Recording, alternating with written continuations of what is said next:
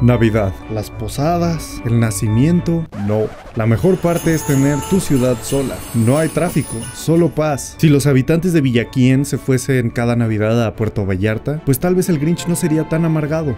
Aunque hoy les quiero contar una historia de cómo peligra esta paz. Mi nombre es Emilio y esto es Factos. ¡Ho, ho, ho! ¡Merry Christmas! Aunque estemos en octubre. Pasando por tu pueblo viene la caravana navideña. Coca-Cola y su operación de marketing exento, presentada a propuesta de sano entretenimiento, cuya cuenta ha sido todo menos pequeña. En 17 alcaldías de México, todas gobernadas por distintos partidos, fueron testigos de la caravana navideña Coca-Cola 2024. A pesar de la Ley General de Salud y la Ley de los Derechos de Niñas, Niños y Adolescentes, que establecen la obligación de las autoridades de promover hábitos saludables, garantizar entornos adecuados y fomentar una alimentación equilibrada, esto incluye prohibir explícitamente propuestas publicitarias dirigidas a infantes que incentiven el consumo de productos con sellos de advertencia, aunque unas alcaldías defienden que la caravana sea una tradición y un evento sin fines de lucro. Es gratis, cantaba el alcalde. La caravana Coca-Cola es una gran tradición. ¿Acaso ese es el precio de la malnutrición?, decía una revoltosa sin que nadie la respalde. Si tú fuiste al desfile, nadie te cobró la entrada. Pero eso no significa que no haya tenido un costo, pues cada ayuntamiento se encargó de pagar ambulancias, elementos de seguridad, vallas, baños portátiles, cierre de calles y hasta la promoción. Según la información oficial, Veracruz, Torreón, Puebla y León aportaron casi 765,000 pesos. Eso sin contar que al menos 2,905 trabajadores municipales participaron en tareas relacionadas con la caravana, por lo que significaría un gasto adicional de 1.5 millones de pesos en salarios con base en los sueldos promedio por día. Asimismo, las ciudades dieron a conocer que los empleados municipales trabajaron 254 horas y media para la caravana. Si te preguntas cuánto le costó Coca-Cola el evento, Tuxtla Gutiérrez dijo que la refresquera pagó 3,200 pesos y Cuautitlán les cobró solo 170 pesos, casi el equivalente a un 12-pack de Coca-Cola en Amazon. En el caso de Mexicali, la caravana Coca-Cola se ahorró el pago de impuestos, pero sí pagó por servicios públicos, pues el ayuntamiento argumentó que no era un espectáculo lucrativo, aunque no sabemos cuánto cobró. Las demás ciudades no reportaron ningún pago por las embotelladoras de Coca-Cola. El alcalde bailaba y bailaba, pues Coca-Cola traía la fiesta, y festejaba la costosa propuesta, pero el gasto nadie se lo explicaba.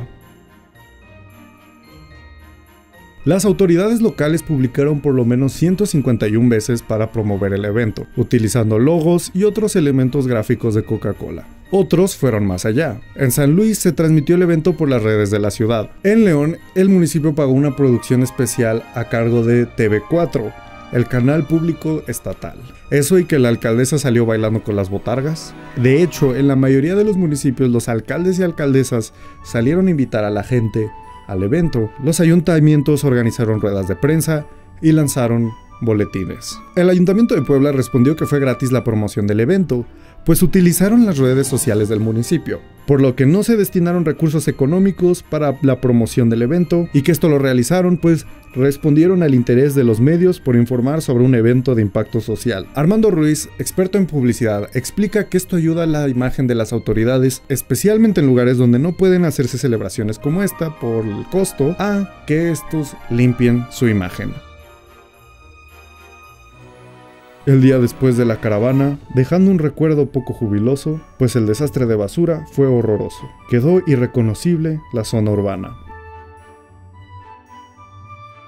En todas las ciudades se recolectaron 101.5 toneladas de basura después de la caravana navideña, aunque dejar basura por todos lados no es nada nuevo para Coca-Cola. Por ejemplo, entre 2018 y 2022, se encontró que el 11% de toda la basura plástica en el mundo eran envases de Coca-Cola, además de que Civil Leaks reporta que la refresquera utiliza 3 millones de toneladas de plástico al año.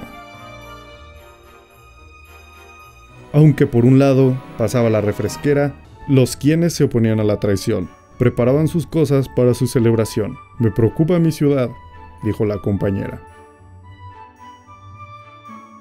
En Melchor Ocampo, Estado de México, el colectivo Sembradoras propuso una caravana sin Coca-Cola, una propuesta alternativa en bicicleta, patines, scooter o sillas de ruedas, y al término de esta poder degustar de alimentos y bebidas saludables. Sin embargo, el municipio no apoyó la iniciativa y solamente realizaron el convivio. El doctor en Planificación Urbana y Regional por la Universidad de Valladolid, Guillermo Sánchez Rueda, pone como ejemplo de un evento comunitario las celebraciones que se dan en pueblos y ciudades con motivo de la independencia de México, pues se hace mucha más comunidad y el beneficio es más equitativo, ya que hay presencia lo mismo de pequeños comerciantes que marcas más reconocidas. Pero esa es la gran diferencia con un desfile comercial para promover una marca. Actualmente, el colectivo Sembradoras está preparando un documento para enviárselo a la presidenta Claudia Sheinbaum y a gobernadores y alcaldes para pedirles que no autoricen más caravanas. En la Ciudad de México, como en la prepa, la presión social funcionó. Pero en lugar de inducir a un alcoholismo temprano, el Poder del Consumidor interpuso una denuncia sanitaria ante la Comisión Federal para la Protección de Riesgos Sanitarios para sancionar y detener las caravanas. La diabetes fue la segunda causa de muerte en México a partir de los 25 años en 2024. De hecho, en 6 estados donde se realizó el desfile, las tasas de defunción superan la media nacional. En Tuxtla Gutiérrez, además de tener la caravana Coca-Cola, enfrentan una crisis de obesidad infantil, además de que experimentan una falta de acceso a alimentos saludables. Ivette Ramos Gómez, del colectivo Sembradoras, pide a las autoridades que prioricen las necesidades y los derechos básicos del derecho a la salud por los daños que ya ha provocado el alto consumo de este refresco, el derecho a la información, el derecho al agua, por el alto consumo de las refresqueras y separar el poder político del económico. Gracias por ver este video. Para seguir informado, suscríbete al canal y comenta qué otros temas te gustaría que investigásemos. También no se te olvide leer la investigación completa en poplab.mx.